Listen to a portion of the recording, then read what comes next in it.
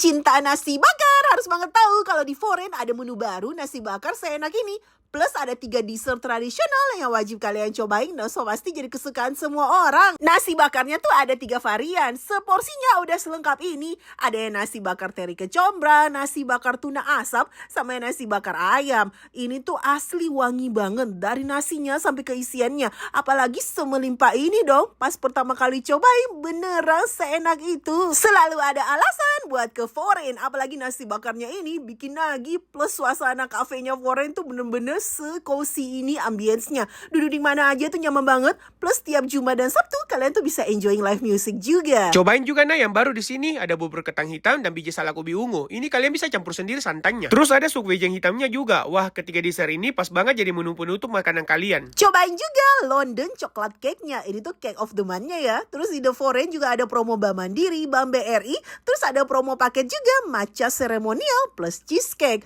So, buruan ke The Foreign.